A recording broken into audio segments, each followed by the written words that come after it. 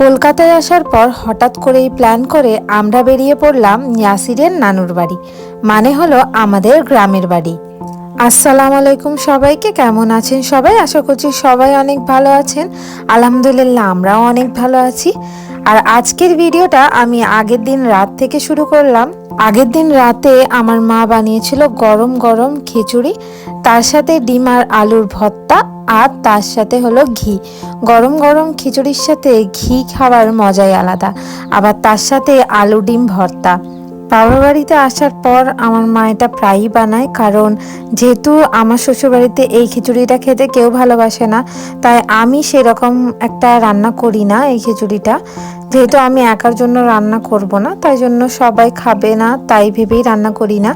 তাই বাবার বাড়ি আসলেই আমি এই খিচুড়িটা এখানে খাই। আর এই তো খাওয়া দাওয়া শেষ করে সবাই টিভিতে আমার ব্লগ দেখছিল। এগুলো আমার চ্যানেলের শর্টস। যারা যারা এই শর্টসগুলো এখনও দেখোনি তারা যে দেখতে পারো। আর তারপর এই শর্টসগুলো দেখার পর তারপর এখানে কয়েকটা আগের যে ভিডিওগুলো আপলোড করা ছিল সেগুলোই সবাই দেখছিল, সেইটুকুই আমি একটু শ্যুট করেছিলাম যে সবাই এখানে আমার ব্লগ দেখছিল টিভিতে। এখন যেহেতু সবার হাতে হাতে ফোন, তাই আমার ব্লগগুলো আমার বাড়ির লোকেরা সবাই বেশিরভাগ ফোনেই দেখে ফেলে। আর টিভিতে বলতে গেলে খুব কমই, একসাথে যখন সবাই বসে হয়তো ইউটিউবে কিছু দেখছে তখন আমার ব্লগগুলো টিভিতে দেখে, না হলে সবাই বেশিরভাগ ফোনেই দেখে। যেহেতু পরের দিন সকালে বেরোবো, তাই জন্য রাতে ভাবলাম একটু স্কিন কেয়ার করি, তাই এইসব প্রোডাক্টগুলো নিয়ে নিয়েছিলাম স্কিন কেয়ার করার জন্য। তো স্কিন কেয়ার করার আগে আমি ভালোভাবে হাতটা পরিষ্কার করে নিচ্ছি, সাবান দিয়ে এখানে হাতটা ভালোভাবে ধুয়ে নিয়ে তারপরে আমি স্কিন কেয়ার শুরু করব। প্রথমে আমি এখানে ফেস ওয়াশ ইউজ করছি, এই নিভিয়া ফেস ওয়াশটা। এটা মিল্ক ফেস ওয়াশ টার্মারিকের, খুবই ভালো, শীতকালের জন্য তো খুবই ভালো। যেহেতু এটা মিল্ক ফেস ওয়াশ তাই জন্য মানে ফেসকে মানে হাইড্রেট করে রাখে, শুকনো করে না অতটা। ফেস ওয়াশ করে নেওয়ার পর আমি এখানে ইউজ করছিলাম স্ক্রাব। এটা হলো নাইকা ন্যাচারালসের স্ক্রাব, যেটা স্যান্ডেলউড আর অরেঞ্জ পিল দিয়ে তৈরি। এটার সেন্টটা খুবই ভালো, পুরো যে মানে কমলা লেবুর যে সেন্টটা সেই সেন্টটা বেরোয়। আর এর পার্টিকলসগুলো অনেক ছোট ছোট, তাই স্কিনে অতটা আর কি হার্শ ফিল হয় না, খুবই ভালো। স্ক্রাব হয়ে যাওয়ার পর আমি এখানে ফেস মাস্ক ইউজ করব। তার জন্য একটা উপটান ফেস মাস্ক নিয়েছি মামা আর্থের, যেটা খুবই মানে বেস্ট একটা ফেস মাস্ক। আর এখানে যতগুলো প্রোডাক্ট আমি ইউজ করছি কোনোটাই আমার না, আমি অন্য প্রোডাক্ট ইউজ করি, প্রায় সিমিলার, বাট কোম্পানি হয়তো আলাদা থাকে।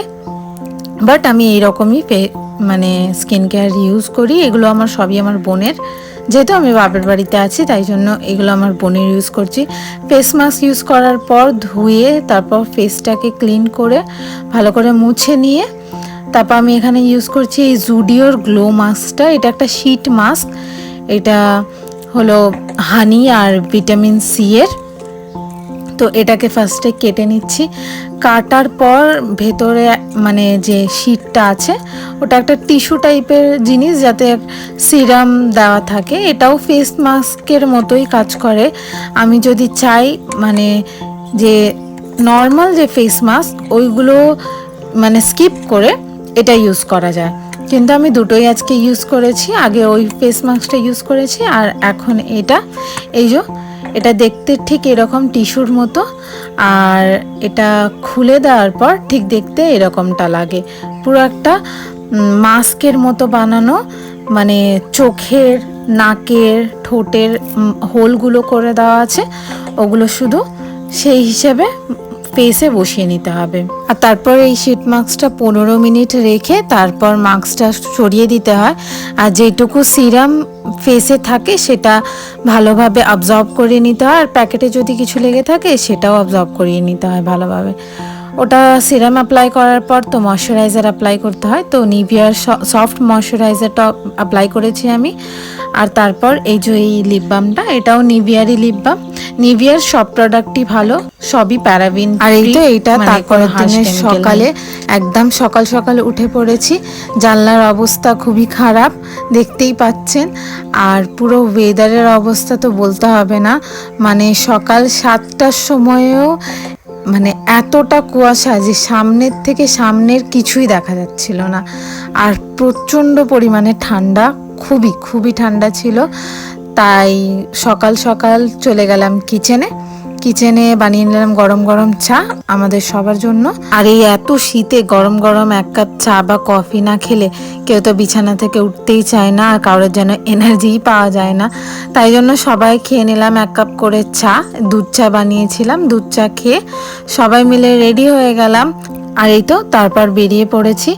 এই তো গাড়িতে আমার ভাই সব ব্যাগপত্রগুলো তুলে নিচ্ছে। আর ভাই গাড়িটা চালাবে, পাপাও গাড়ি চালাতে পারে কিন্তু ভাই চালাবে গাড়ি। আর ঠিক 10টা 15 বাজে আমরা বাড়ির থেকে বেরিয়ে পড়লাম। তখনও কুয়াশা যায়নি, সেরকম রোদ বেরোয়নি, খুবই মানে ঠান্ডা ছিল তখনও। আর এই বাবু পাপার সাথে সামনের সিটে বসেছিল, আমি আর মা পেছনে বসেছিলাম, আর ভাই গাড়ি চালাচ্ছিল।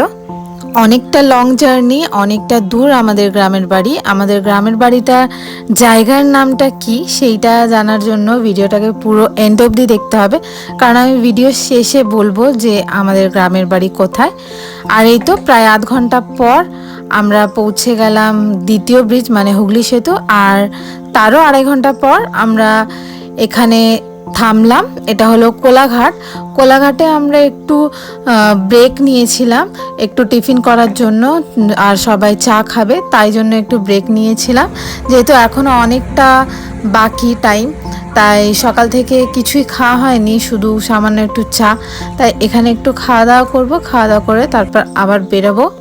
এখানে আমরা আদা দেওয়া দুধ চা অর্ডার করেছিলাম সবার জন্য। যেহেতু অনেকটা জার্নি, গাড়িতে একটু সবারই মানে শরীরটা কীরকম হয়, তাই কেউই হেভি কিছু খেতে চায়নি, সবাই একটু চা আর বিস্কিটই খেয়েছে। আর এই চাটা আমরা 3 জনের জন্য অর্ডার করেছিলাম। আর ভাই এখানে কিনেছিল এই কয়েকটা স্ন্যাক্স।